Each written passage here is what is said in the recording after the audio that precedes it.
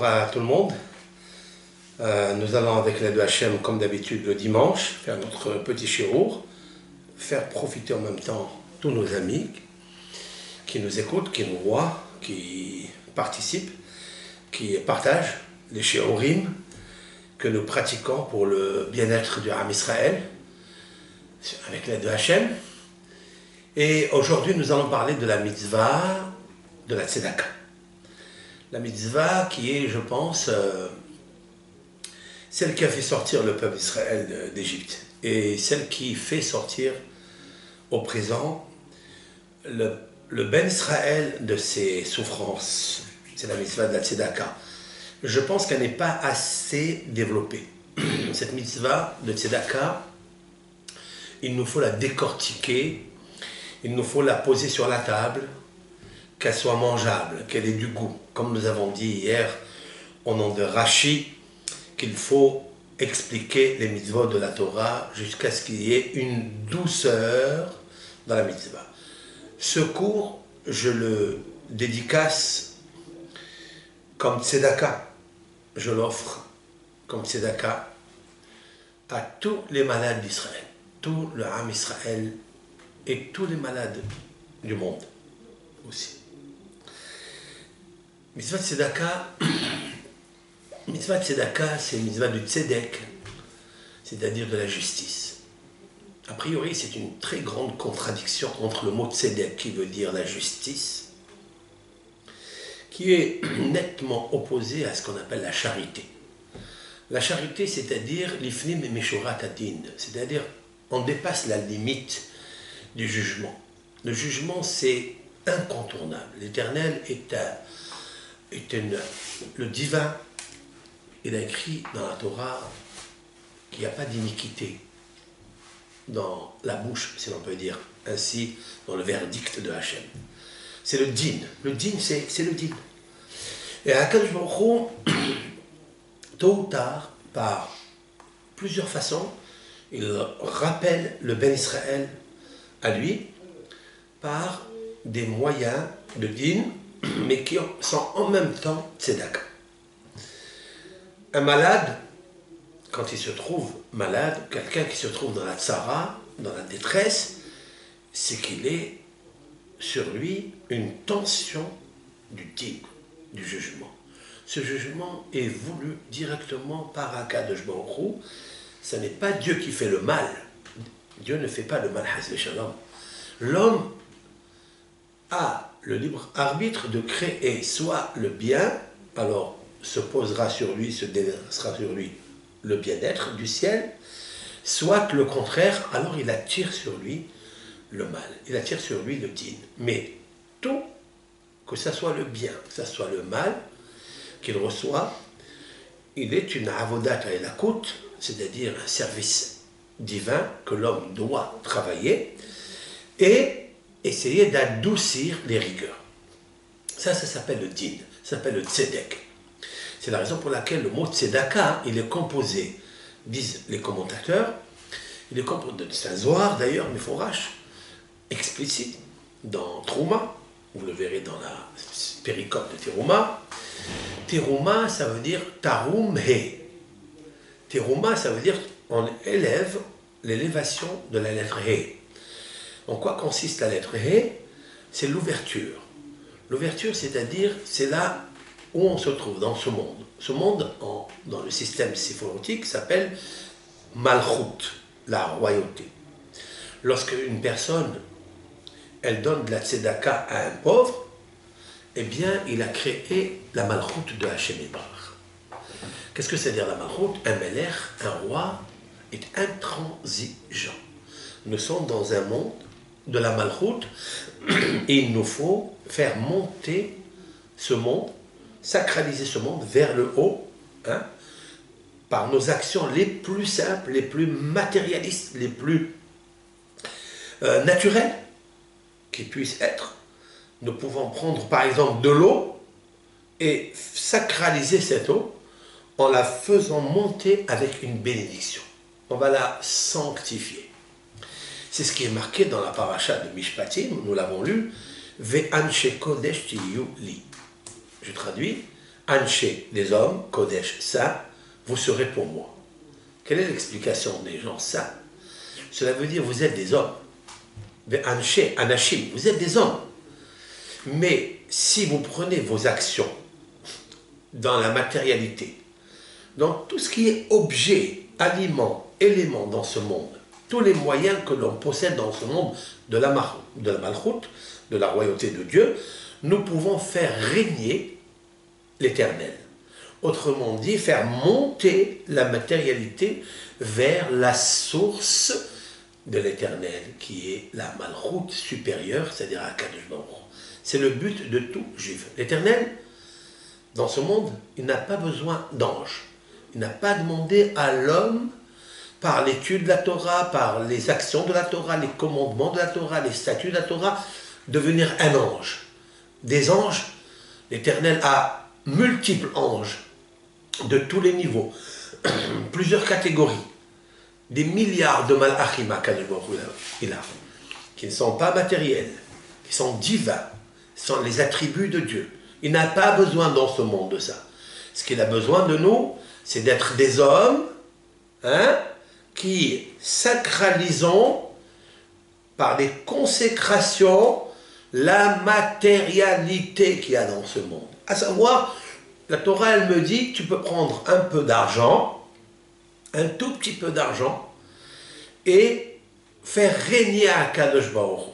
Comment on fait régner Akadosh Baruch Hu? Il y a dans ce monde le mazal. Chacun est venu dans ce monde riche, ça a été dicté. Pauvre, ça a aussi été dicté, sauf la crainte de Dieu. Hakol bidé shamaim, disent nos sages, tout vient du ciel, hutzmir at shamaim, excepté la crainte du ciel. La crainte du ciel ne vient pas du ciel. Comment obtenir cette crainte du ciel? Ve'anshe kodesh, soyez des hommes saints, mais restez des hommes. Je n'ai pas demandé que vous soyez des anges. C'est vrai que l'on peut définir le moment ange, archéange, lorsque tu fais une consécration. Quand tu fais une mitzvah, d'accord, et tu l'as fait avec simha, avec joie, parce que ton créateur te l'a demandé, alors tu as ici adouci des rigueurs, tu as adouci le règne céleste. En étant homme sur terre, avec tes pulsions, avec tes défauts, avec tous les 5 liquides qui sortent de ton corps. Parce qu'il nous faut savoir que l'Éternel a fait en sorte que l'homme ne s'enorgueillisse pas. Il a fait sortir 5 liquides de son corps pour dire, regarde comment tu es constitué. Et avec quel génisme, avec quelle structure, avec quelle technique, quelle technicité, l'Éternel, ton Créateur, a créé ses doigts agiles, habiles. Comment la main droite et la main gauche sont tellement complices.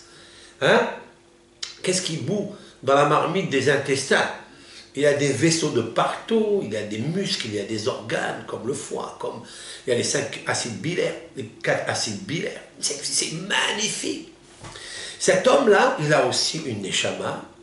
Je vous lui a donné une partie de la malroute, c'est-à-dire la royauté de Dieu, à savoir, il est fait à sa physionomie, et on te demande, en même temps que tu as un corps, tu restes en accord avec miséricorde Dieu, et comment tu arrives à être en accord? À sacraliser ton action, tout court, en prenant un peu d'argent, en prenant une pièce d'argent, une pièce de tes moyens, et la mettre dans la main d'un pauvre, la tzedaka.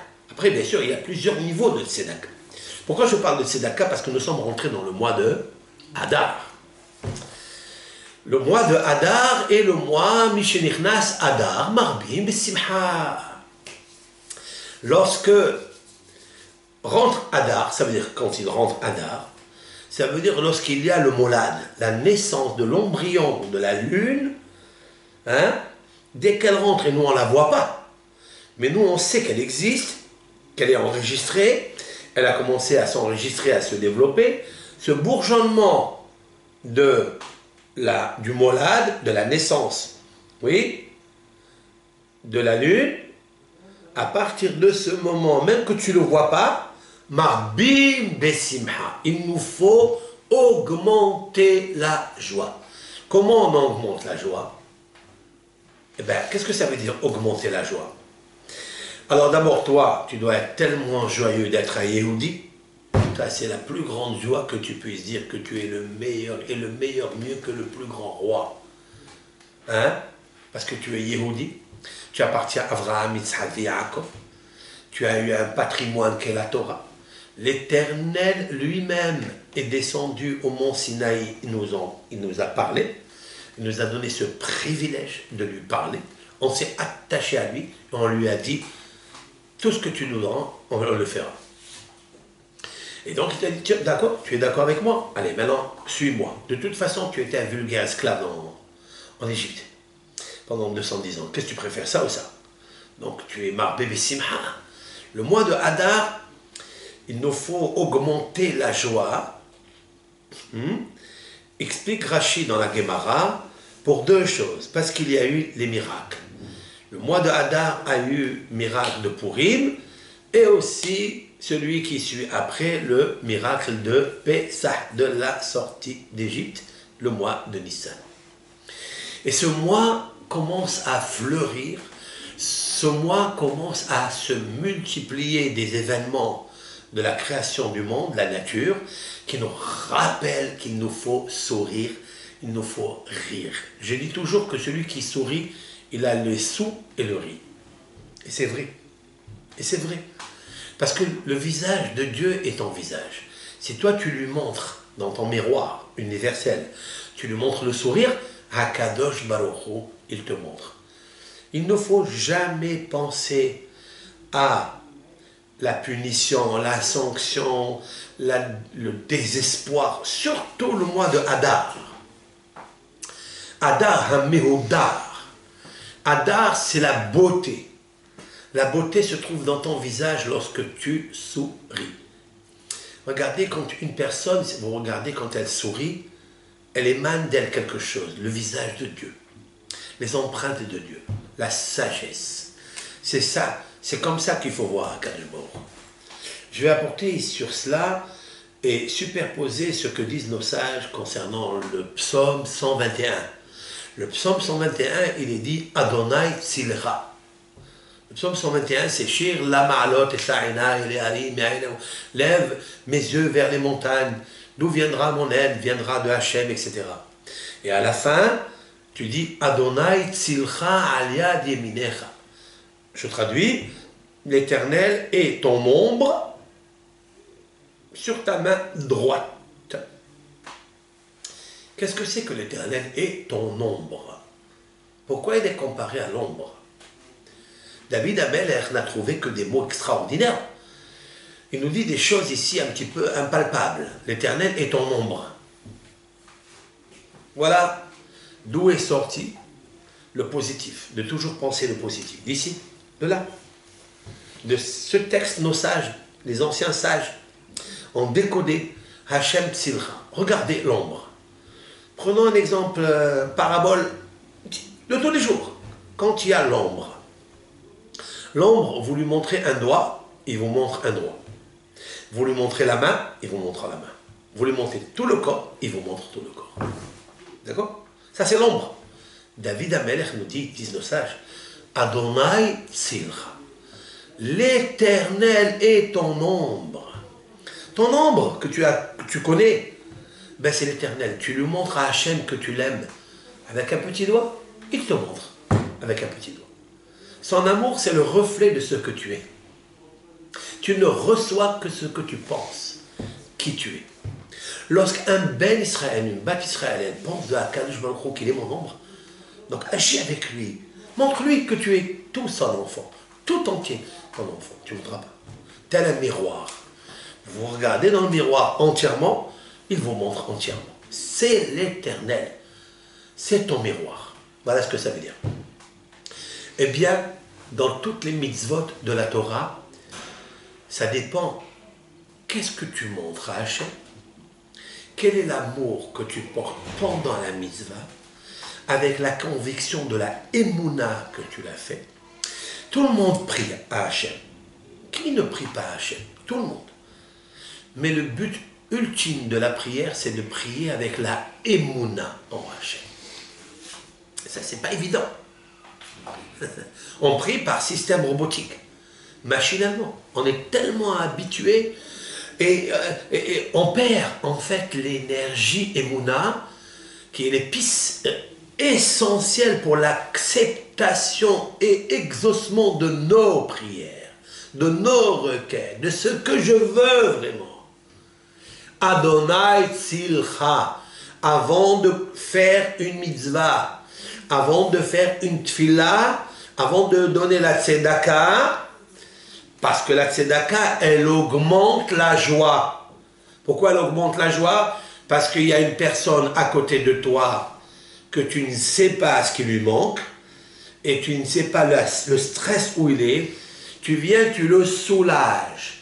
Et le fait que tu le soulages, qu'est-ce qu'il fait cet homme-là? Il augmente chez lui la joie. Vous avez procuré à une personne qui vit dans un emprisonnement de stress, de soucis, d'inquiétude, vous lui avez augmenté la joie. Autrement dit que lorsque rentre Adar, Marbim Besimha, il nous faut chercher les actions les meilleures. Comment je vais me procurer de la joie? Comment? En procurant de la joie à l'autre. Marbim. Il n'est pas dit « sois joyeux ». Non, on ne parle pas de toi. Il ne faut pas penser à toi. Toi, de facto, ça revient chez toi. Comme Or, Oler Vehoser. La lumière, elle va et elle vient. Lorsqu'elle va, elle vient. C'est comme l'argent. Ça va, ça vient. Mais quand ça vient, ça va. Ça veut dire quoi? Ça veut dire Marbim Besimha. Il nous faut trouver des actions qui libèrent la joie, qui libèrent autrui de l'emprisonnement, de l'empoisonnement où il se trouve, lui augmenter la joie. Je vais racoler cela, je vais essayer de coudre, comme d'habitude, avec des dictées que nos sages ont dit dans le Talmud, dans le Midrash, pour embellir cette mitzvah de la tzedaka, parce que Chodesh Adar, nous avons lu hier, nous avons sorti un Sefer Torah spécial, un deuxième Sefer Torah, à part la paracha de la semaine, nous avons lu la paracha de Kitissa, être Rosh Béné Israël, lorsque tu prélèveras ou quand tu dénombreras la tête des Béné Israël, Venatenu Ish Kofer Nafsho, chacun donnera le rachat de son âme, Mahasit Shekel, il donnera la moitié du cycle. Et comme en Adar, on était mashmi'im à la shekalim, c'est-à-dire on fait entonner, on fait entendre, machrizim, plus exactement, on publie de partout dans la ville, à Jérusalem, à la shekalim, sur les demi-cycles qu'il nous faut donner, que ce soit le pauvre, que ce soit le riche, nous donnons un demi-cycle. Le concept est tellement beau parce qu'il nous faut considérer toujours que nous sommes moitié du cycle. Vous savez que ce monde-là est un très grand cycle. Il est rond. Le monde est rond. L'histoire de la vie, la roue de l'âme. Ça va, ça vient, ça va, ça vient, toujours circonférence, avec un périmètre, etc. Eh bien, ce monde, c'est le shikalim. C'est un cycle de la vie. C'est pas pareil, Mais il nous faut savoir que c'est un cycle. Comme a dit Rabbi Ishmael, il a dit à ses enfants, il leur a dit, lorsqu'un pauvre, il tend la main, donnez-lui. Ki biglal hadavar hazeh yevarechecha Adonai Elohecha. Lorsqu'un pauvre ouvre sa main, patoach tiftach et yadecha. Toi aussi, ouvre ta main. Patoach, ouvre, tiftach, ouvre, même 100 fois. Ki biglal davar hazeh, biglal, parce que grâce à cette chose-là que tu es en train de faire, yevarechecha Adonai Elohecha, bechol maaseh yadecha. L'Éternel, il te bénit dans toutes les œuvres, dans toutes les actions que tu pratiques. Tu as des actions ici et là, tu as des actions, tu as un commerce. L'Éternel, tu veux qu'il te bénisse ton commerce, tu ne le sais pas comment il va fructifier et multiplier, tu ne le sais pas. Hachem, il a écrit dans la Torah une recette, très simple. La charité, la tzedaka. Ouvre ta main, même 2 fois, même 3 fois. Patoah, tifta, patoah, tifta. Parce que l'autre, il a ouvert la main. Lorsque l'autre, il a ouvert la main, il a ouvert le hé. Il a ouvert la lettre hé. Qu'est-ce que la lettre hé? Il y a le mot tzedek avec la lettre hé. Dans le mot tzedek, ça fait tzedaka, c'est-à-dire le règne du roi. On a associé la lettre hé que l'Éternel a créée dans la fabrication de la main. La main est façonnée de l'œuvre de Dieu par un bras et par 5 doigts, 5 hé, et 5 doigts à gauche et à droite, comme les 10 commandements. Tu les vois, les 10 commandements? 5 et 5, c'est les mains de l'homme. Ces 10 commandements, ce sont les 10 séphirotes, les attributs de Dieu par lesquels Akadosh Baruch Hu se manifeste dans ce monde. Moi, Ben Israël, il y a une mitzvah, j'ai un privilège, je peux acquérir l'Éternel dans mes actions pour me fructifier, pour qu'il y ait une multiplication de mon affaire à moi, c'est-à-dire ma joie à moi. Comment? Une recette très simple. Lorsqu'un pauvre vient demander et il tend la main, il ouvre le 5, ça veut dire on te dit à toi, complète le nom de Dieu. Au lieu que ça soit un règne difficile dans ce monde, au lieu que ça soit une âme générale, d'accord, universelle, nefesh, le nefesh de l'homme, comme Shabbat vaï nafash. Shabbat vaï nafash, l'Éternel s'est reposé. Le mot nefesh, c'est nofesh, c'est-à-dire le repos. Comme si l'Éternel est le repos du monde. Tu veux qu'il y ait le repos du monde? Que tout le monde soit en bonne santé, soit guéri de ces maux, M-A-U-X. Eh bien, il faut donner la tzedaka à un pauvre. Parce qu'il a tenu. C'est Hachem qui a fait. D'ailleurs, il y a une matrone. Une matrone, elle a demandé à Rabbi Akiva. Parce que Rabbi Akiva était un homme qui était très connu au Vatican, là-bas, à Rome. Il voyageait. Il allait voir, comment il s'appelle, ce Adrianus Kissar. Mais il y avait un autre, Adrien Kissar, l'empereur romain. Il allait le voir pour discuter avec lui, parce qu'il y avait beaucoup de questions, beaucoup de choses.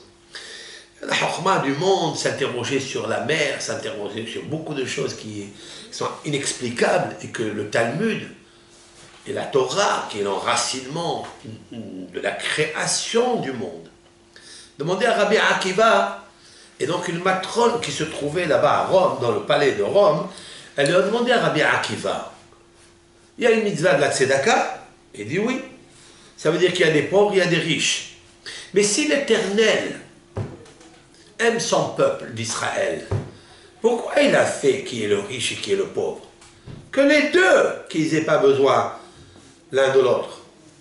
C'est honteux, elle lui dit. C'est humiliant d'être pauvre et de demander.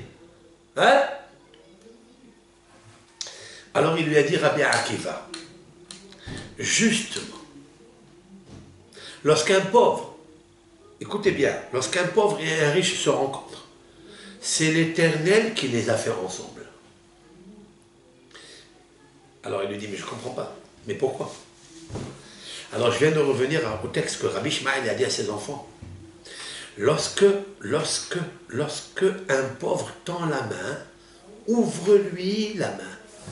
Qui bigla la davar azé, parce que grâce à cette chose-là, Yevarechecha Hashem, l'Éternel te multipliera. Demande Rabbi Ishmael, le mot biglal. Biglal. C'est quoi biglal? Bet, gimel, lamed, biglal. Biglal. Il y a d'autres mots dans la rousse de la Torah qui peuvent dire pour que, afin que, les ma'an. La Torah, elle a un mot qui dit les ma'an, afin que quand tu honores ton père et ta mère, les ma'an yirbu yemechem. Pour que tu aies la prolongation de tes jours, de tes années. Les ma'an. Pourquoi la Torah a changé ici? Elle a dit, dans la Tzedaka, biglal. Rabbi Ishmael, étant un des maîtres de Rabbi Akiba, a dit, biglal, il y a dans la résonance de la graphie du mot biglal, galgal. C'est quoi galgal? La roue. Il y a la roue de la fortune et la roue de la pauvreté qui existe dans le monde. Ça agit avec les galaxies, avec le Galgal à Hama, Galgal à Nevana. Nous, on pense ici que ce monde a été créé comme ça, inaperçu, abandonné. Non, il y a une technicité. Tout est enregistré telle une montre, mais une montre tellement précise. Là-haut, il y a un Galgal. C'est le cycle de la vie. Le demi-cycle va nous rapporter l'idée majeure que l'homme est tellement fasciné de comprendre et qu'il est tellement imbécile en rapport avec l'âge du monde, en rapport avec l'âge des générations qui vont en se décomposant, en se désagrégeant, d'accord? Et ça baisse. Tous les jours. Il est fasciné de comprendre pourquoi moi je suis pauvre, pourquoi lui il est riche, pourquoi. Toutes ces questions-là sont résolues dans le Nefesh Haolam. Comment on constitue ce Nefesh, le repos du monde? Ça veut dire qu'il y ait la Shalom, le Shalva, l'amour. Comment on arrive? Patoah tiftah. Ouvre ta main. C'est quand tu ouvres ta main, tiftah, c'est quoi? Là, je donne une résonance un peu plus forte. Il n'est pas rapporté sur l'homme lui-même, comme le dit le texte dans son sens littéral. Patoah tiftah et yadecha. Ouvre tes mains, même 100 fois, dit le Talmud. Mais je vais te donner une résonance kabbalistique. Patoah, lorsque toi, tu ouvres tes mains, tiftah. Tu as ouvert les canaux de la bénédiction en haut. Et yadecha, tes mains. Et yudecha, tes yud. Ça. Combien de doigts il y a ici? Il y a 10. Tu as ouvert le yud d'en haut. Waouh! Waouh! En donnant une petite pièce ici en bas, celle-là, c'est comme la lettre yud. Tu as ouvert ta main, tu as ouvert le yud du nom de Dieu qui existe, c'est ça. Mais ça, il faut le faire avec Emouna. Quelqu'un m'a posé la question, pourquoi telle et telle personne, il donne la tzedaka et ça ne marche pas? Il donne la tzedaka. Ça ne veut pas dire, je lui dis, ça ne veut pas dire que ça ne marche pas. D'abord, quand on donne la tzedaka, il ne faut jamais attendre un retour. Ça, c'est primordial. Tu donnes la tzedaka, pas parce que tu veux te débarrasser du pauvre. Des fois, ça nous gêne tellement que l'autre, il souffre. On veut se débarrasser parce qu'il nous fait souffrir. Ça existe, ça. Ça, c'est primo, il ne faut pas le faire. Secondo, n'attends pas de retour. Troisièmement, il faut que tu saches que la tzedaka que tu fais dans tous les domaines, même quand tu n'as pas pensé bien, elle a agi sur toi. Elle a agi pour toi. Elle a agi pour ta famille. Mais des fois, on me dit, mais quand on donne la tzedaka, j'ai vu des gens qui s'enrichissent. Yivarechecha Hashem, la suite du verset. Il dit, pourquoi moi, j'ai pas ça? C'est une bonne question. Alors je lui ai dit, ça dépend de Biglal Adavarazi. Lorsque tu ouvres ta main, il va falloir savoir comment tu l'ouvres pour que l'autre, Hachem, il ouvre le Yud. Patoah, toi, tiftah, en haut, et yadecha, Et yadecha ta main, mais et yudecha. C'est un peu profond. Et yudecha. Les yud. Il faut ouvrir le yud du nom de Hesed, du tétragramme, pour qu'il puisse agir chez toi. C'est pour ça que quand tu prends cette pièce-là, il faut que tu te dises quelque chose. Jamais je dois refuser la tzedaka à un pauvre, ou à un orphelin, ou à une veuve, ou à toute personne qui a besoin, toute personne dans la rue, ça nous arrive, qui tend sa main. Dit Maïmonide dans Elchot Tzedaka, Kol hapochet yad notnim lo. Tout celui qui tend sa main, donne-lui une petite pièce. C'est un être humain. Même qui n'est pas dans la communauté, hein, il a 5 doigts aussi. Ces 5 doigts, c'est le tampon de Akkad, le sceau royal de Dieu. C'est la malroute. Mets-lui une petite pièce. C'est incroyable. Tu crées quelque chose. C'est sûr et certain. Et d'abord, tu prends une joie exceptionnelle. La joie, c'est pas parce que c'est toi le donneur. C'est vrai, on aimerait toujours être les donneurs. Moi, j'aime pas recevoir. C'est vrai. J'aime pas. J'ai envie, j'ai l'Éternel dans moi comme toi. Toi, tu as pour donner. Moi, j'ai envie d'avoir pour donner. D'ailleurs, on redonne. Hein? Et c'est ça, en fait, moi, j'adore ça. Moi, j'ai envie de donner. Telle une femme enceinte qui a envie de donner son bébé, de faire sortir son bébé, de donner la vie.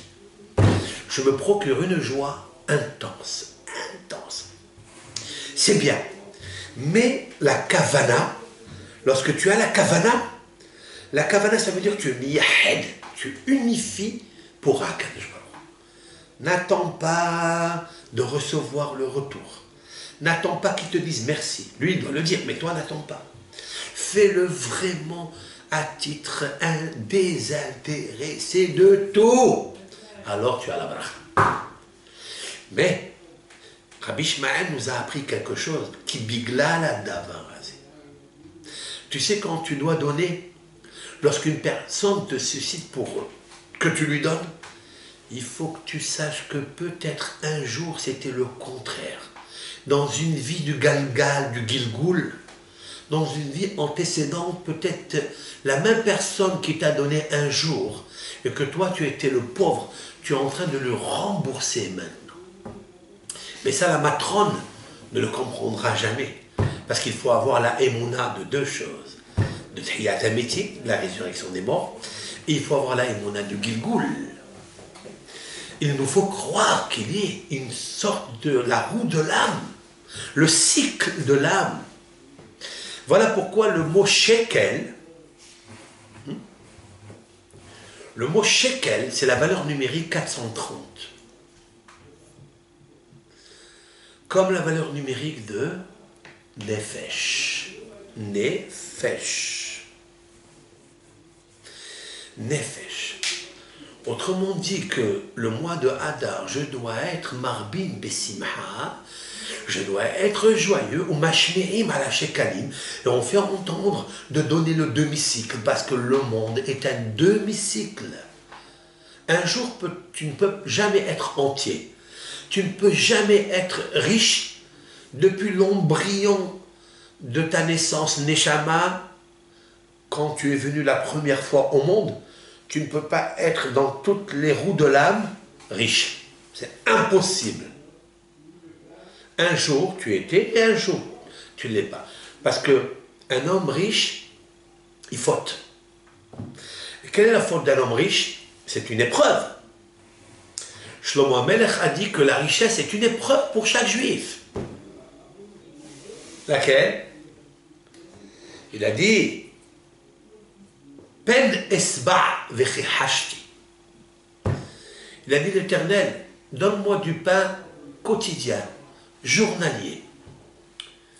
Parce que je ne veux pas m'appauvrir de peur que je vole. Et je ne veux pas m'enrichir de peur que je te renie, toi, Hachem. Qui est plus dégradé? Qui? Le riche. Parce que le pauvre, il va voler seulement, mais il va croire en Hachem. Mais le riche pen esba, de peur que je me rassasie. Vechihashti. et je vais tomber dans l'orgueil et je vais t'oublier, Hachem. Il est un certain moment dans la vie, cher monsieur, Ben Israël, Hachem t'a donné la bracha, mais sache, Biglal, qu'il y a un galgal, cette tzedaka, tu dois la faire. Et grâce à ça, Hachem Eloker. Tu as construit le nom de Hachem. D'accord? Donc c'est une mitzvah tellement grande que le mois de Hadar, nous nous sommes invités par Akadosh Baruch Hu, au temps du Mishkan, de donner chacun un demi-cycle, qui soit riche, il ne doit pas augmenter. Il dit, moi je peux donner 10 000 cycles. Il dit, monsieur, on n'accepte pas. Pourquoi? Le pauvre, il dit, moi je veux diminuer, je ne peux pas donner un demi-cycle, je veux donner un quart. Tu ne peux pas aussi. Parce qu'il nous faut construire le nefesh. Et le nefesh, personne ne peut se dire, moi j'ai un nefesh à Eliona, j'ai un nefesh magnifique, je suis. Tu n'es rien du tout que la moitié. Combien c'est valable dans le couple? Qu'on ne se sente considéré comme un seul homme avec un seul cœur. Pour ça, il faut être moitié-moitié. Et nos sages de le dire dans le Zohar, Palga de Goufa. Nous sommes la moitié d'un corps. Nous constituons un corps chalem, entier, parce que toi, tu es à moitié, et moi, je suis la moitié. Le demi-cycle est une mitzvah tellement belle pour montrer le nefesh, que le peuple d'Israël est un seul nefesh. C'est la raison pour laquelle, je le sais, et tout le monde le sait, que la neshama d'un juive, elles sont à des kilomètres, la neshama de notre juif. Doute, l'amour et l'unicité et l'unité du peuple d'Israël, il n'y a pas. C'est incomparable, incomparable. Que la satisfaction de savoir que j'ai des frères et des sœurs dans le monde qui sont les enfants d'Abraham Avinu, qui a dévoilé l'unicité de Dieu pour qu'on devienne l'unité du Ham Israël, rien que ça me fascine. Et c'est vrai. C'est tellement beau parce que, et je dis des fois, c'est bien de venir dans ce monde, parce qu'on ne sait pas pourquoi en fait on est là encore, hein? Pas tout à fait en tous les cas, parce que si on savait quel est son devoir dans ce monde, c'est les phrases de Mesilat Yesharim lumineux, Rabbi Moshe Hamlou Sato dans son livre somptueux, Le sentier de la rectitude. Si un homme il sait quel est le but dans ce monde, à quoi il doit mettre son regard dans ce monde, il aurait jubilé de joie. Il n'aurait jamais quitté sa main de faire du bien, et du bien, et du bien, et du bien, et du bien, et du bien, et du bien, et du bien, de procurer du bien. Marbi Bessimha, Marbi Bessimha. Pourquoi? En sachant qu'il est venu dans ce monde rien que pour connaître le Ham Israël et connaître à travers eux et grâce à eux le nefesh du monde. Hakadosh Baruch. Comprenez? Ça, c'est la mitzvah de Tzedaka. C'est pour ça, impérativement, nous lisons Shabbat avant Rosh Chodesh, donc on y était. Mashme'im ala shekalim. Hadar, c'est puissant. C'est puissant. Et donc, nous allons développer, avec l'aide de Hachem, plusieurs cours. Peut-être des cours de une demi-heure, hein, mais que de la mitzvah de la Tzedaka. Mitzvah Tzedaka, parce que je pense qu'elle est la valeur réelle d'un Ben Israël. Il est venu dans ce monde justement pour s'occuper des autres. Procurer le bien-être aux autres. Il faut qu'on travaille. On n'est pas encore arrivé d'Ayota encore. Mais je vais commencer à travailler avec l'aide de Hachem en ce mois de Hadar. Kol Tov Lachem.